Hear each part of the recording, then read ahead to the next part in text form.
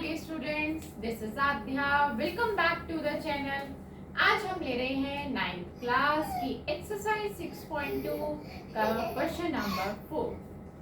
आप देखिए जैसा कि आपको दिख रहा है कि मैंने बोर्ड पर डायग्राम बना दिया है, फिगर बना दी है। एक्सरसाइज 6.2 क्वेश्चन नंबर 4 जिसका सॉल्यूशन हम सीखने जा रहे हैं। फिर से वही कॉन्सेप्ट, ज्योमेट्री का कोई भी क्वेश्चन अगर एग्जाम में आता है तो आपको उसकी फिगर बनानी जरूरी है।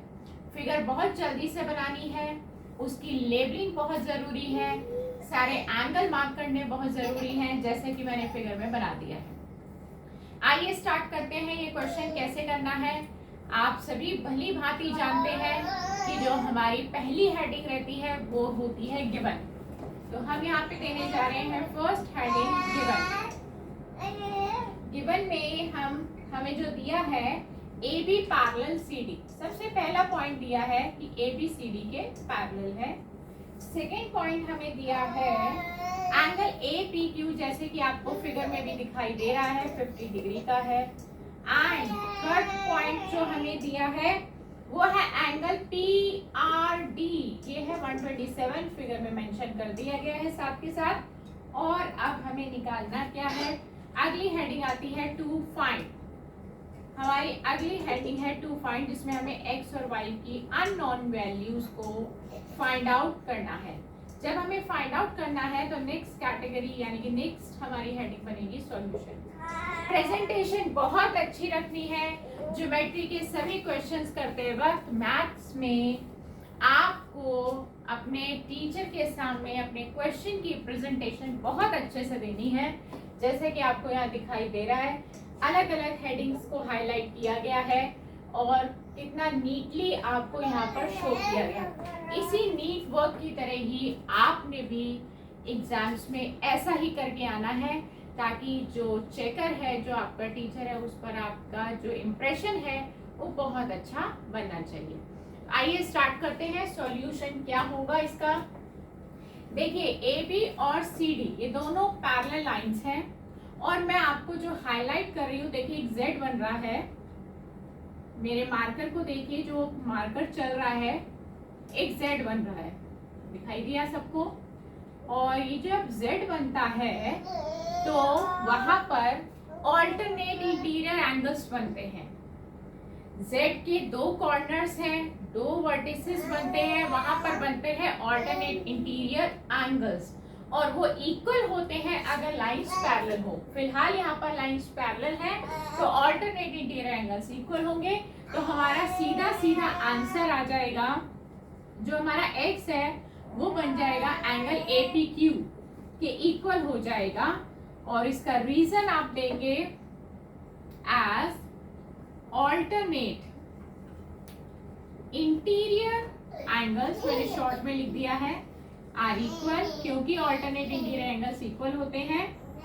बिकॉज आप आगे देना चाहें तो दे सकते हैं, because A B parallel C D, A B C D के पैरेलल है एंड और पी क्यू जो है वो उसकी ट्रांसवर्सल है। इस वजह से ही आप ये पॉसिबल हो पाया कि हम x को एंगल ए पी क्यू के इक्वल रख रहे हैं और एंगल ए पी क्यू की वैल्यू आई है 50, तो हमारे पास x की वैल्यू आ गई है 50। ठीक है, आगे बढ़ते हैं।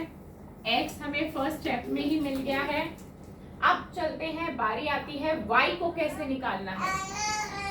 देखिए अब मैं हाईलाइट कर रही हूँ एक दूसरी फिगर, उसको आप देखिए। आप मेरा मार्कर जो चल रहा है वो आपको कौन सी फिगर दिखा रहा है, देखिए एक और z बन रहा है। अब ये जो z बन रहा है फिर से ऑल्टरनेट इंटीरियर एंगल्स का एक पेयर बन रहा है और इस z की शेप कुछ इस तरह से है। मैंने आपको ऐसे बना के दिखा दी ताकि अलग से अगर वहां पे आपको दिखाई नहीं देता। ये दो एंगल है जिन्हें हम ऑल्टरनेट कहते हैं, बट यहाँ से बीच से एक लाइन जा रही है। अब बात यहाँ पर ये आती है कि कई बच्चे कंफ्यूज हो जाते हैं कि हमें z तो लेना है ये वाला, और वो लिख देते हैं कि y और 127 जो है। आप ध्यान से देखिए, जो बात मैं आपको बताने जा रही हूँ कि y और 127 को वो इक्वल ले लेते हैं। मैंने इसमें अलग से ये फिगर बना के हाईलाइट भी किया है, आपको पेपर में नहीं करना, अभी हम रब कर देंगे। एक्चुअली में ये है। अब सवाल उठता ये है कि यहाँ पर ऑल्टरनेट इंटीरियर एंगल्स क्या है।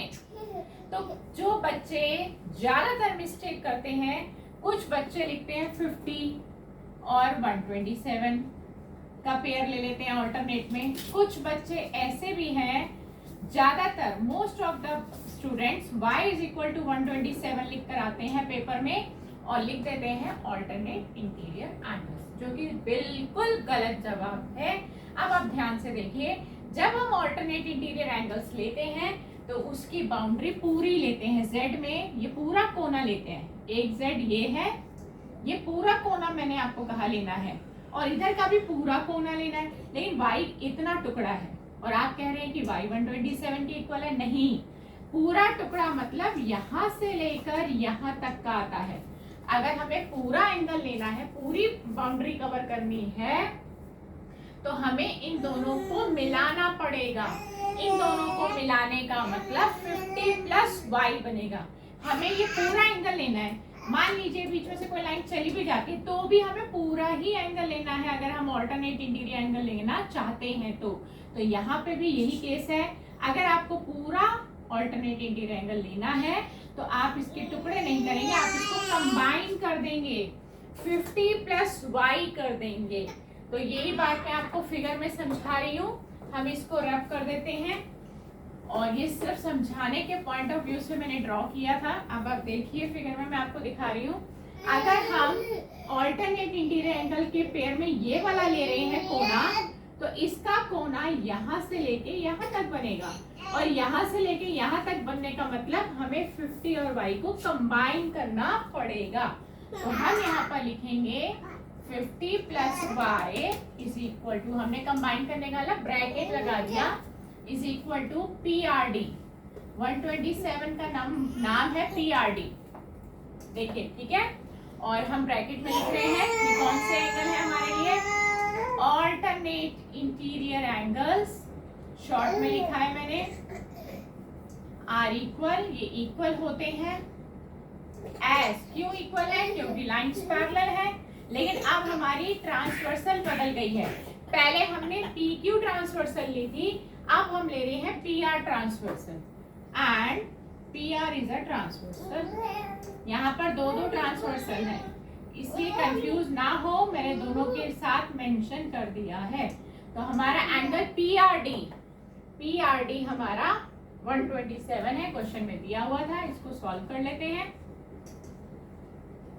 50 के आगे प्लस है, जब ये राइट साइड में मूव करेगा तो ये माइनस का हो जाएगा, जो अपनी साइड में उसको पहले कॉपी करना है। प्लस 50 उधर जाकर माइनस 50 होगा, माइनस करेंगे तो ये आ जाएगा 77। तो आपको x और y की वैल्यू भी फाइंड आउट करनी थी, जो कि दोनों आ गई है। आप यहाँ पे आंसर दे सकते हैं कि x आपको मिला 50 सबसे पहले और y आपको मिल गया 77, राइट। तो इस तरह से हमने क्वेश्चन को कर लिया है कंप्लीट कि किस तरह से x और y निकाले जाते हैं। इस क्वेश्चन में मेन कॉन्सेप्ट हमारा ऑल्टरनेट इंटीरियर एंगल्स का ही था, लेकिन नई बात समझने वाली ये थी कि जब भी ऑल्टरनेट इंटीरियर एंगल्स लें तो पूरा कॉर्नर, पूरा कोना कवर करें। z में दो ही कोने होते हैं, जब हम z ड्रॉ करते हैं तो हमें दो कोने देखने को मिलते हैं और हमें एंगल्स लेते वक्त पूरा कोना लेना है। अगर बीच से कोई लाइन ड्रॉ भी हो रही हो तो आपने उसको इग्नोर करना है या फिर उसको कंबाइन कर देना है। तो यही कॉन्सेप्ट था इस क्वेश्चन का, कंफ्यूजन क्रिएट नहीं होनी चाहिए। और नेक्स्ट क्लास में हम इसके नेक्स्ट क्वेश्चन के साथ आपसे फिर मुलाकात करेंगे। Goodbye friends.